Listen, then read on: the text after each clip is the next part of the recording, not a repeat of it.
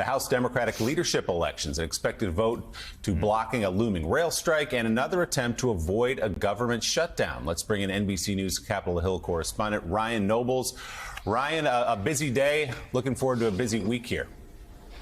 Maybe a busy month, Willie. There's a lot that Congress has to get done over the next couple of days. But you're right. The headline today will be the historic election of a new crop of Democratic leaders led by New York City's Hakeem Jeffries, who will become the first African-American to be the leader of any party on Capitol Hill, House or Senate, when he is expected to be unanimously elected by his peers in a closed-door vote this morning. He'll be joined by Katherine Clark of Massachusetts, who will serve as his deputy, and then Pete Aguilar of California will become the conference chair.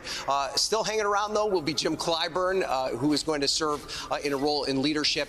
But what you see here, Willie, is truly a change, a generational change in leadership.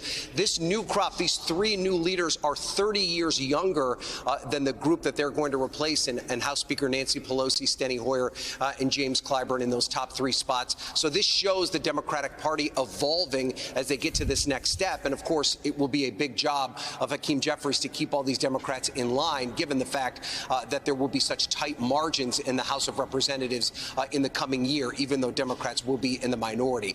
And they have a lot to tackle right out of the gate. You mentioned this looming government shutdown. They have to decide whether or not they're going to pass a continuing resolution that essentially just kicks the can down the road, or if they will do some sort of fulsome omnibus spending plan that they can get both Democrats and Republicans to buy into. And then, of course, there is the rail strike, which is a big problem right now for the Biden administration. What they're going to deal with today is a bill that will essentially, approve the deal that they thought they already had with the unions and with the Biden administration and the rail companies. But they are also going to do a separate vote on offering paid sick leave to many of these rail workers. That's a key sticking point. It's something that progressives are strongly in support of. But they're going to do two separate votes in the House today so that they can get it over the finish line and then see if it has the votes to get done here in the Senate. So it is a very, very busy day here.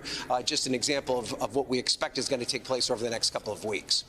And Ryan, also the January 6th committee final report, any word on when that's going to come out and who else they still need to talk to in the short amount of time that they have?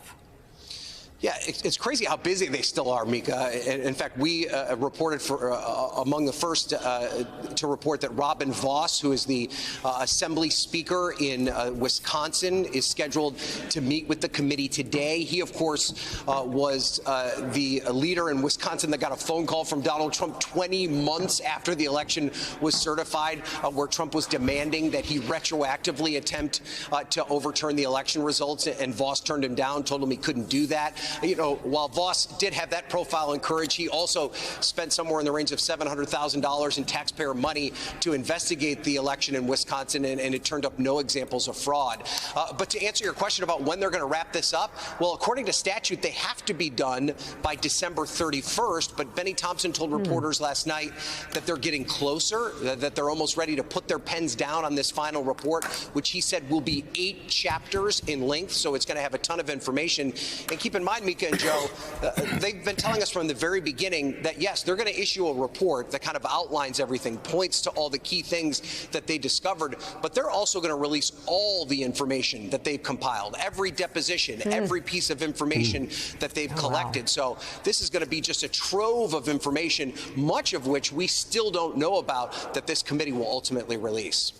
NBC News Capitol Hill correspondent Ryan Nobles, thank you very much. Thank you, Ryan. Greatly appreciate it.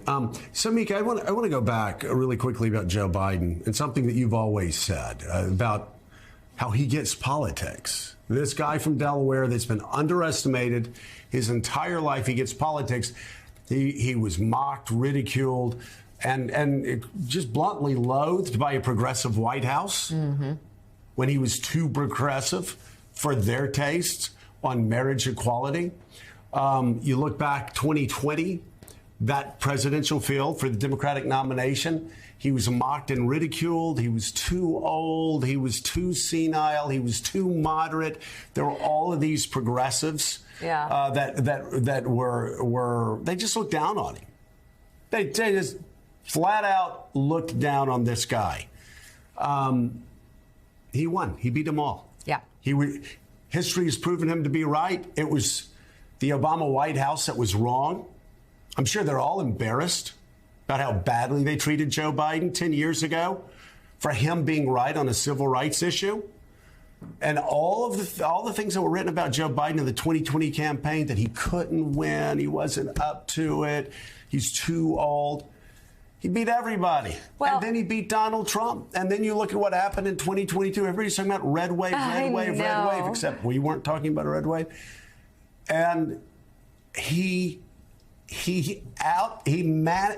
outplays everybody's expectations for him, it seems, just about every time. He knows his politics. He knows the long game, and he knows how to walk through all the naysayers and all the underestimating and sort of put the blinders onto that and move forward. And whether, if you look at how he's handling Ukraine, which is just an unbelievably huge issue, it's masterful. If Americans were tuned into that, they're less so because of the division and issues that they face here at home and the economy. But at the midterms, again, he focused on abortion. He focused on democracy. He focused on abortion. He held a speech on the state of our democracy and the future of our democracy and restoring our democracy. He knew exactly what the touch points were, no matter what everybody else was saying. And Willie, he was mocked and ridiculed. Biden was mocked and ridiculed for talking about democracy, talking about abortion. I won't mention the podcast, but I listened to a podcast the weekend before the election. The entire people that everybody here knows, the entire podcast was mocking and ridiculing Joe Biden for focusing on abortion and on democracy. He ended up being right. They all ended up being wrong. Check the exit polls in Pennsylvania. Check the exit polls in Michigan. And he wasn't alone in believing that abortion was going to be a persistent issue, but a narrative sort of formed that, well, it was red hot in the summer and it kind of died down. Most people who thought that was an important issue knew that wasn't the case, and it turned out to be decisive in a couple of those states where governors were elected and secretaries of states were elected, especially in Michigan, because of the opponents they had on the issue of abortion. Yeah. So